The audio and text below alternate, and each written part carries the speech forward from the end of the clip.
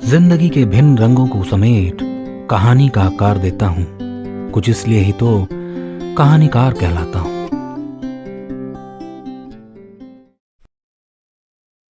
मित्रों, हमारी कहानियां सुनने के लिए हमारा चैनल सब्सक्राइब करना और बेल आइकन दबाना ना भूलें।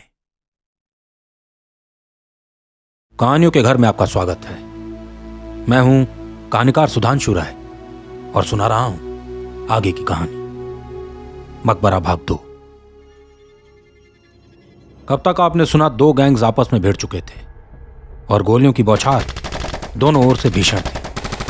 जब शिवम का गैंग कमजोर पड़ने लगा तो वो सब ऊंचाई पर स्थित एक मकबरे में चले जाते हैं, जिसकी अपनी एक भयानक कहानी थी।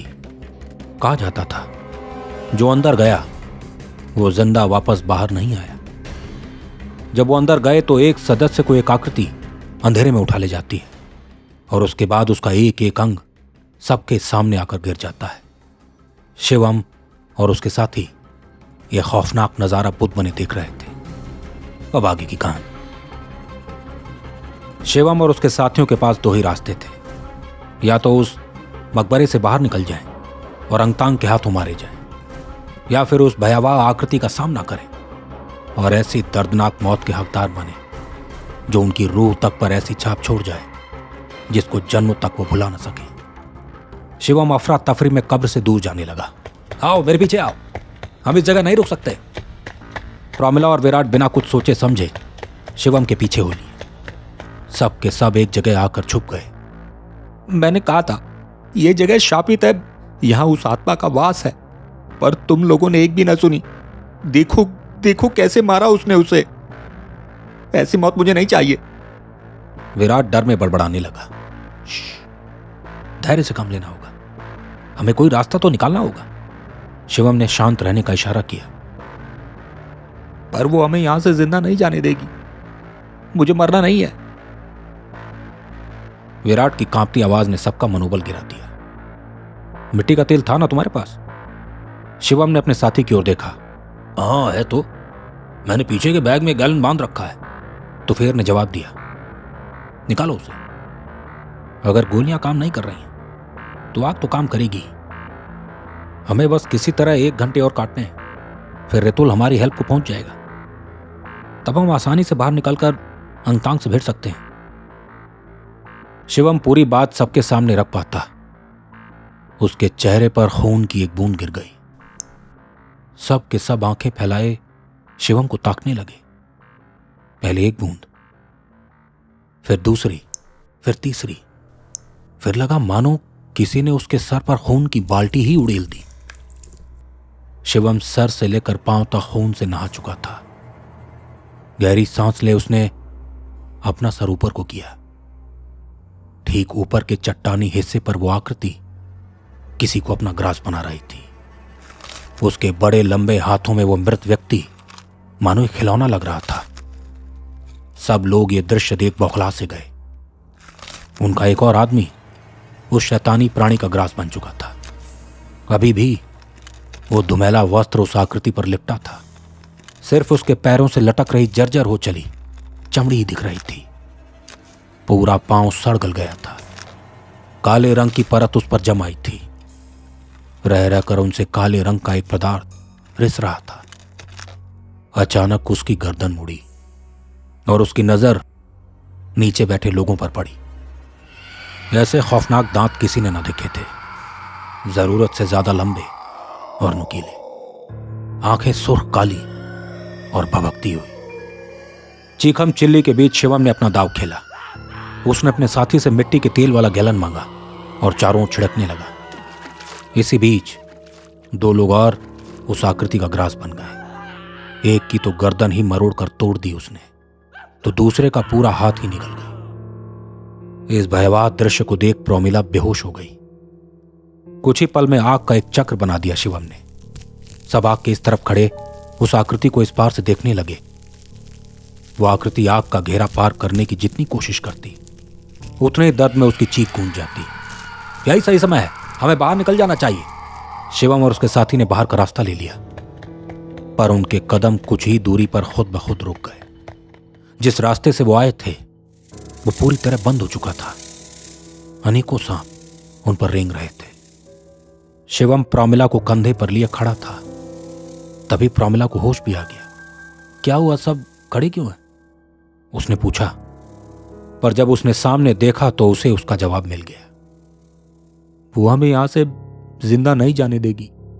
कहा जाता है जो सबसे आखिरी में बचता है वो उसका असली रूप देख सकता है।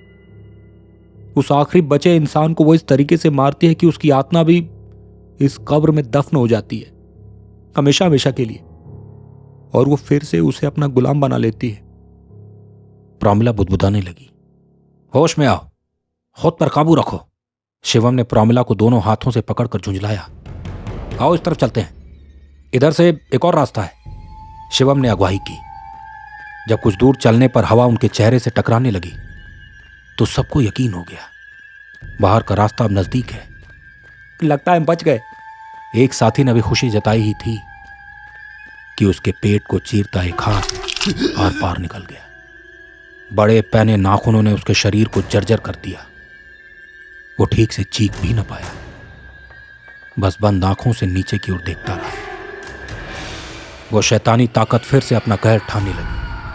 देखते ही देखते उसने 2 और लोगों को बेरहमी से मार दिया। एक को तो उसने तब तक खुरेदा जब तक वो जमीन में मिल न गया, उसकी हड्डियों तक का चूरमा बन गया। दूसरे को उसने लगभग 2 भागों में चीर दिया। जिसने भी ये देखा उसकी जबान मानो हलक में ही रह गई। शरीर सदमे में चला गया, खून ठंडा सा पड़ गया। बचते बचाते किसी तरह वो एक ऐसे खांचे में पहुंचे जहां बस बड़ी बड़ी पुरानी अलमारियां पड़ी थी। अलमारियों से किसी के सुबक सुबक कर रोने की आवाज आ रही थी। कोई भी यकीन करने को तैयार ना था कि जो वो महसूस कर रहे हैं वो सच है या बस उनका वहम। अचानक अलमारियों के दरवाजे हिलने लगे और उनसे जोर जोर से हंसने की आवाज आने लगी। शिवम ने ध्यान दिया तो पाया उसका साथी अब एक आरी लिए अपना पांव काट रहा है। उसने बिना देरी के घुटने का निचला हिस्सा काट डाला। काटते वक्त वो बस हंस रहा था। शिवम को यकीन हो चला, अगर वो अब बाहर नहीं निकले तो मृत्यु तय है। उसने एक अलमारी खोली तो पाया उसमें मानव खाल है। अंदर का कोई भी अंग था ही नहीं। उसने अपने साथी से मिट्टी के तेल वाला गैलन मांगा और एक अलमारी को तोड़ उसमें कपड़ा बांध उसे जला लिया। पर अब उसका कोई भी साथी उसे पहचान ही नहीं पा रहा था। सब के सब अलग अलग अलमारियों की ओर गए और खुद को उनके अंदर बंद कर लिया।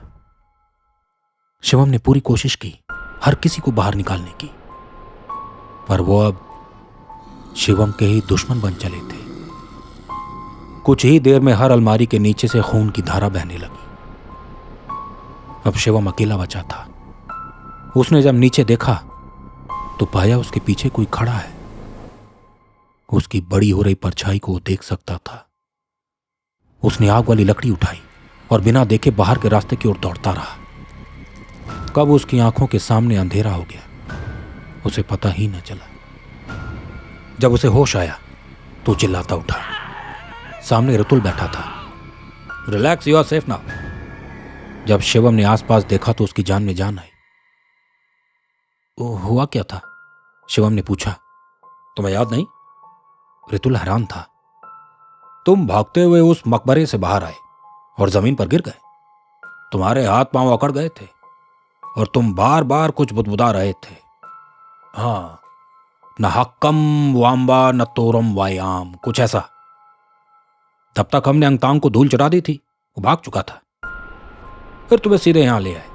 पर अंदर हुआ क्या? बाकी लोग क्यों नहीं आए? रितुल ने पूछा।